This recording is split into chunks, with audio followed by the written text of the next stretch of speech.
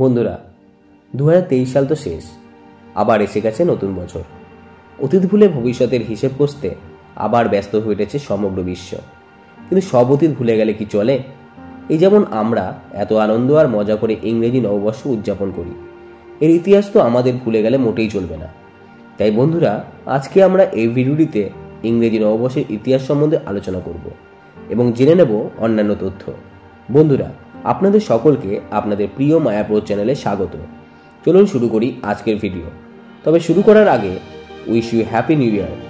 সকলের নিউ ইয়ার খুব ভালোভাবে কাটুক প্রার্থনা করি। বন্ধুরা, ভিডিওটি শুরু করার আগে আমাদের মনে প্রশ্ন তো আসে যে দিন তারিখ আমরা যেখানে দেখি সেই ক্যালেন্ডারের আবিষ্কার কে করল?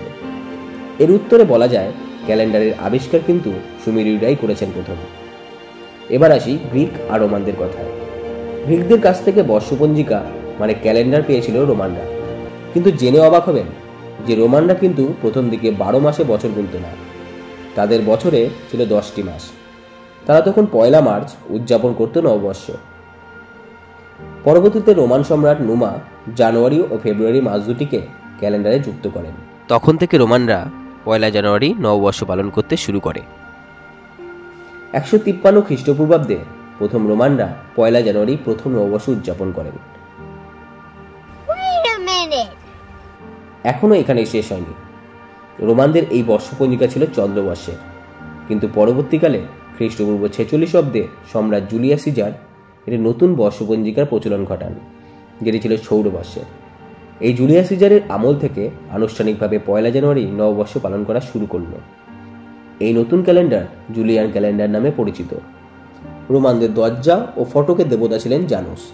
তার নাম অনুসারে বছরের প্রথম মাসের নামকরণ করা হয় জানুয়ারি মাস। কিন্তু মধ্যযুগে আবার দেখা গেল বিপত্তি। ইউরোপের খ্রিস্টানরা আবার 25 মার্চ নববর্ষ পালন করতে শুরু করে, কারণ খ্রিস্টধর্ম অনুযায়ী সেদিন যীশুখ্রিস্টের মা মেরিকে তার জন্ম নেওয়ার সংবাদ দিয়েছিলেন অ্যাঞ্জেল গ্যাব্রিয়েল। এরপর 1582 খ্রিস্টাব্দে রোমের পোপ ত্রয়োদশ গ্রেগরি জ্যোতির্বিদদের পরামর্শ নিয়ে জুলিয়ান ক্যালেন্ডারে সংশোধন করেন। এই ক্যালেন্ডার গ্রেগরিয়ান ক্যালেন্ডার নামে পরিচিত। বর্তমানে বিশ্বের বেশিরভাগ দেশই দিনপঞ্জি হিসাবে গ্রেগরিয়ান ক্যালেন্ডার অনুসরণ করে। বন্ধুরা, ভিডিওটি ইনফরমেটিভ লাগলে বন্ধুদের সাথে শেয়ার করুন। চ্যানেলে এরকম আরও নতুন ভিডিও পেতে চ্যানেলটিকে সাবস্ক্রাইব করতে ভুলবেন না। তাহলে বন্ধুরা, আজকের মতো এখানেই। আবার দেখা হচ্ছে নতুন কোনো ভিডিওতে। ধন্যবাদ।